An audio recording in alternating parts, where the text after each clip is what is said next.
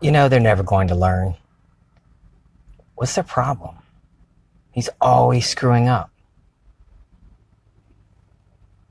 I give her all kind of chances, and they muck it up. I've said that a lot about people, thought that about people, family members. If anybody in my family's listening, I'm not talking about you. Friends and coworkers. I think we can all think of somebody that seems to always be screwing up, and you're tired of hearing their drama, tired of hearing the trouble they've gotten themselves into. Man, they lost their job again? What the hell's he doing? He had a good job, and now he lost his license, he lost his job. No telling where his car is. All these little judgments. I'm guilty of it. I've done it. I still catch myself. I notice I do it. About people, about situations. Oh, always picking the wrong line at the grocery store. On this damn traffic at the car pickup, which is where I am now. All these people already in line, picking up Bella from school. It's just, ugh. All these concepts we hold of our situations and all the beliefs we have about other people. We can change that. Those folks that you might have thought of somebody or several people when I first started this, talking about those people that seem to always be screwing up, always messing up a good thing. And you hear their names, you immediately react inside like, oh, what have they done this time?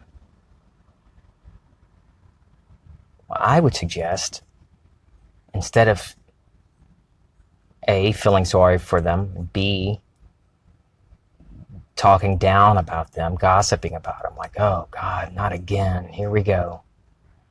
Lift them up. Lift them up within your own imagination. You don't need to tell them. They don't need to ask you for help. Yeah, don't call them up and say, hey, I'm imagining for you. What the hell are you talking about, bruh? Or praying for you.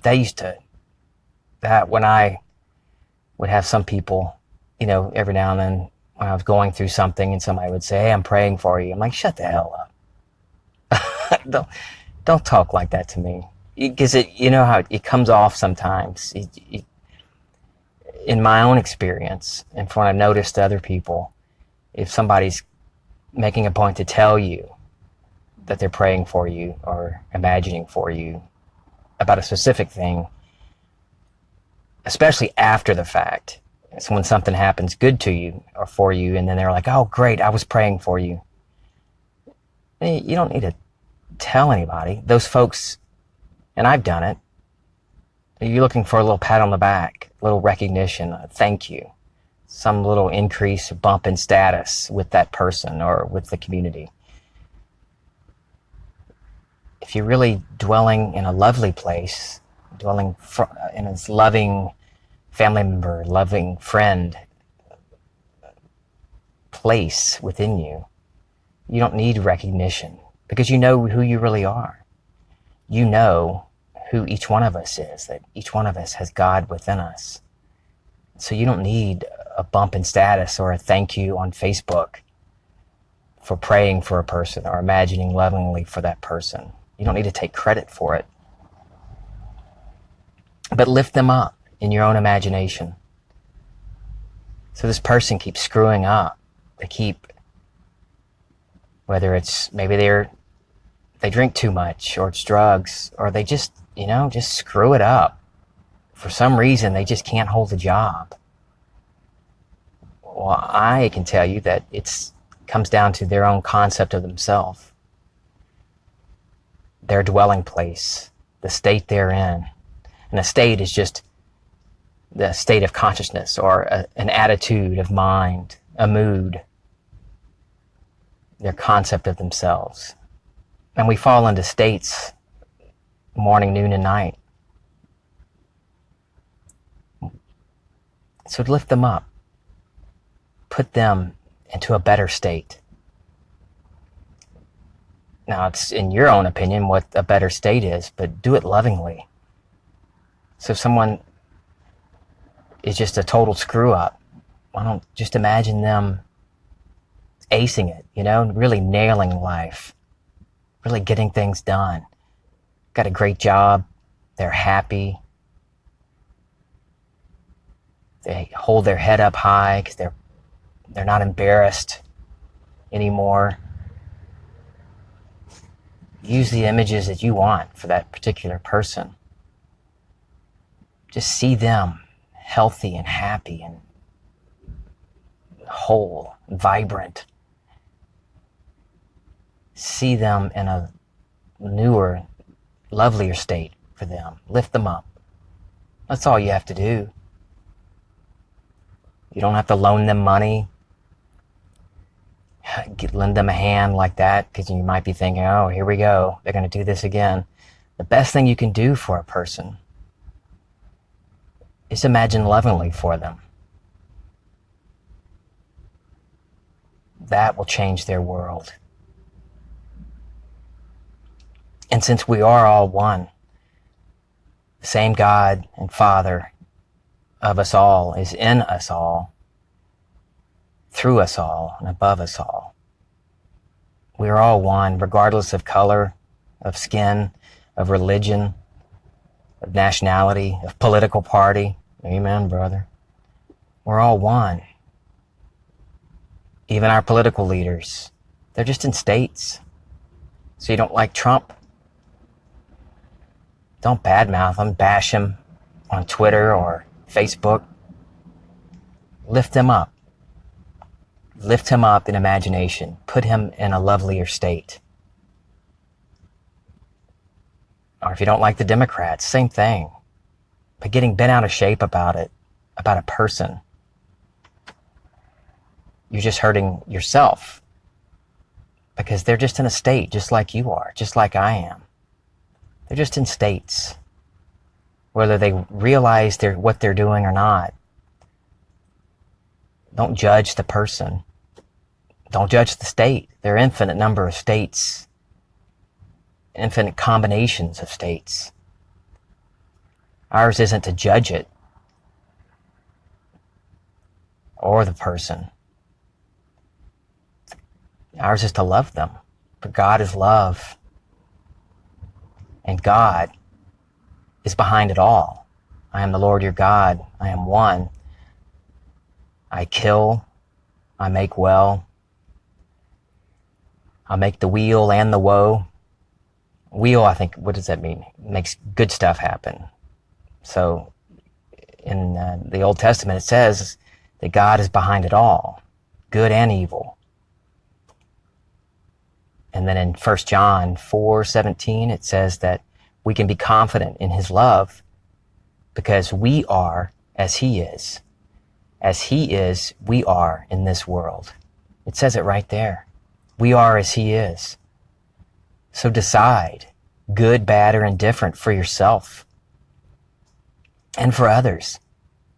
You don't need to be passive aggressive and complain about your in-laws or your cousins or siblings on Facebook, or aggressively attack the president or political party or those people who, well, anyway, I'm not going to get into that, but those people who don't protect the environment or don't care about the environment, all of it. Every one of us is in a state, knowingly or unknowingly.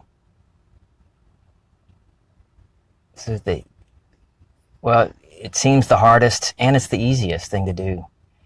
Is go within, in imagination, in prayer, because prayer means motion toward, accession to, vicinity of. You're moving in imagination. Go within and lift them up to a lovelier state, a new state of being. And every time that, there's a tweet from the president that really pisses you off, lift them up. 70 times 7. Lift them up into the new state, a lovelier state. Like 70 times 7, the eye, the symbol of 70 is an eye in ancient Hebrew, and 7 is a sword.